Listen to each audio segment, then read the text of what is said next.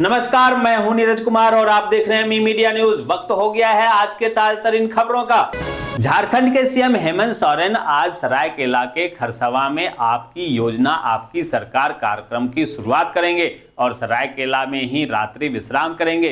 इसके बाद 7 दिसंबर को सीएम हेमंत सोरेन पूर्वी सिंहभूम जिले में आपकी योजना आपकी सरकार कार्यक्रम को आगे बढ़ाएंगे। आज है भीमराव अंबेडकर की पुण्यतिथि। डॉक्टर अंबेडकर एक प्रसिद्ध राजनीतिज्ञ, प्रख्यात न्यायविद थे, जिन्होंने जाति प्रतिबंध, सामाजिक अन्याय और समाज से जुड़े कई सारे कुरीतियों को खत्म करने की लड़ाई लड़ी थी। 15 दिसंबर से हरियाणा विधानसभा का शीतकालीन सत्र शुरू हो रहा है। इसको देखते हुए कांग्रेसी विधायक दल की आज बैठक बुलाई गई है। इस बैठक में सत्र के दौरान किन किन मुद्दों को उठाया जाएगा, इस पर चर्चा होगी। इलाहाबाद हाईकोर्ट ने प्रदेश के पूर्व मुख्यमंत्री अखिलेश यादव को बड़ी राहत दी, जहां कोर्ट ने गौतम बुद्ध नगर नोएडा के दादरी थाना क्षेत्र में 2022 में कोविड-19 के नियमों के उल्लंघन के खिलाफ दायर पुलिस चार्जशीट और आपराधिक कार्रवाई पर रोक लगा दी है। राजस्थान, छत्तीसगढ़ और मध्य प्रदेश में कांग्रेस की करारी हार के बाद इंडिया गठबंधन में दरार पड़ती नजर आ रही है। जहां कांग्रेस की हार में क्षेत्रीय दल अपनी जीत तलाश रहे हैं, वहीं अब बिहार कांग्रेस की ही एक एमएलए नीतू सिंह ने कहा कि इंडिया गठबंधन को नीतीश कुमार के चेहरे पर लोकसभा चुनाव लड़ना चाहिए। दिल्ली हाईकोर्ट ने मंगलवार को कश्मीरी अलगाववादी नेता यासीन मलिक के लिए टेरर फंडिंग केस में राष्ट्रीय सुरक्षा एजेंसी एनआईए द्वारा मौत की सजा की मांग करने वाली याचिका को 14 फरवरी के लिए सूचीबद्ध किया है।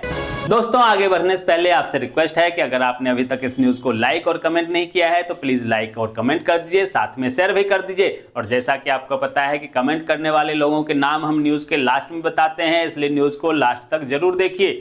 2024 लोकसभा चुनाव की रणनीति तैयार करने के लिए आज होने वाली इंडिया की ब्लॉक बैठक टल गई है। बता दें कि कुछ विपक्षी नेताओं ने कहा कि वे बुधवार को होने वाली बैठक में शामिल नहीं हो पाएंगे।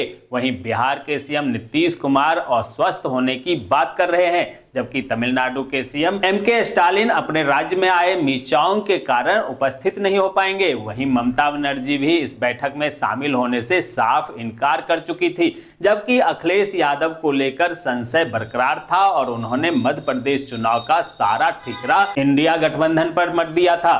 आज बाबरी विध्वंस की बरसी है। जहां हिंदू संगठन इसे शौर्य दिवस के तौर पर मनाते हैं, वहीं मुस्लिम संगठन इसे काला दिवस मानते हैं। इसे देखते हुए अयोध्या ही नहीं बल्कि पूरे देश में सुरक्षा व्यवस्था का अलर्ट जारी किया गया है। श्री कृष्ण जन्म स्थान शाही ईदगाह विवाद के बीच आज हिंदूवादी संगठन के नेताओं ने जलाभिषेक और दीप दान करने का ऐलान किया है। जहां हिंदूवादी संगठनों के ऐलान के बाद प्रशासन और सुरक्षा एजेंसियां सतर्क हो गई और किसी तरह की नई परंपरा शुरू न करने का आदेश दिया है। वहीं डीएम ने कहा है कि 6 दिसंबर को श्री कृष्ण जन्म स्थान शाही ईदगाह पर किसी भी नई परंपरा का निर्वहन करने की अनुमति नहीं दी जाएगी। कांग्रेसी नेता रेवंत रेड्डी तेलंगाना के मुख्यमंत्री होंगे, जहां राहुल गांधी ने उनके नाम पर मुहर लगा दी है। राहुल ने कहा है कि रेवंत रेड्डी को तेलंगाना में सीएम पद के लिए चुना गया है। बता दें कि रेवंत रेड्डी ने अपनी राजनीति की शुरुआत बीजेपी की युवा शाखा एबीवीपी से की थी। इसके बाद वे टीडीपी में गए और फिर कांग्रेस में शामिल हो गए। वे फिलहाल तेलंगाना कांग्रेस के प्रदेश अध्यक्ष हैं और मल्काजगिरी से सांसद भी हैं।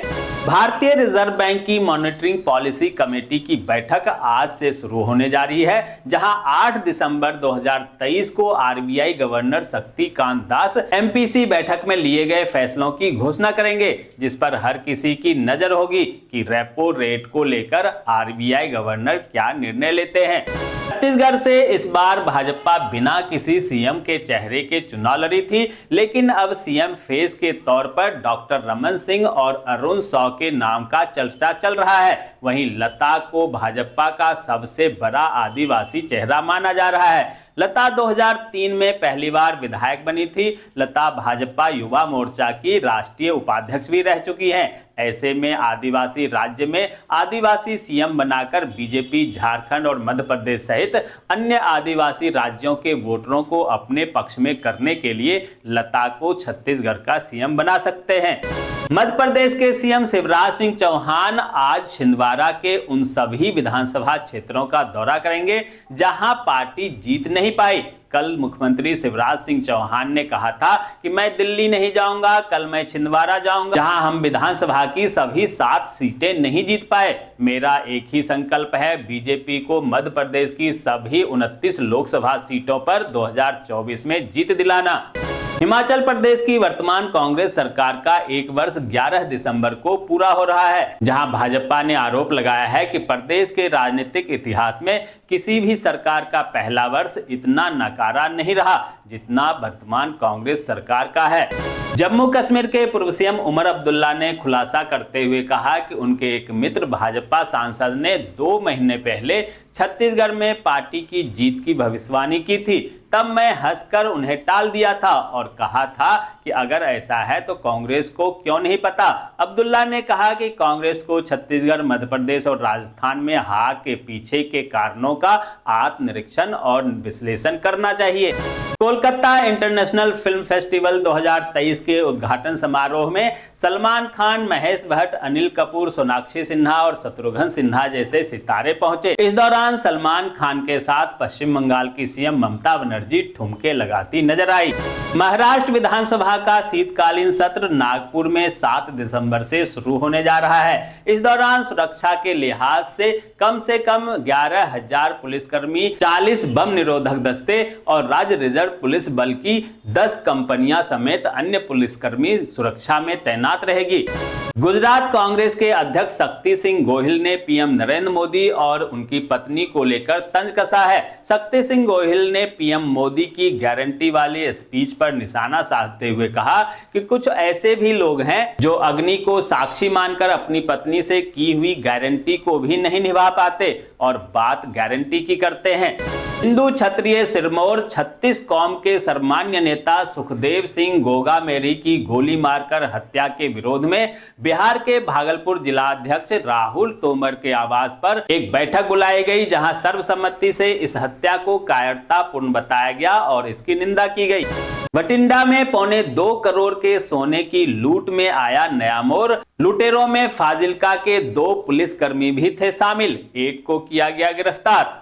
उत्तराखंड वार्षिक विद्युत टैरिफ का प्रस्ताव ऊर्जा निगम ने तैयार कर लिया है और अब इस पर सरकार की मुहर लगने का इंतजार है, जिसके बाद बिजली दर में वृद्धि का प्रस्ताव उत्तराखंड विद्युत नियामक आयोग को भेज दिया जाएगा। हालांकि यह मामला उत्तराखंड ग्लोबल समिट के बाद तक के लिए टल गया है।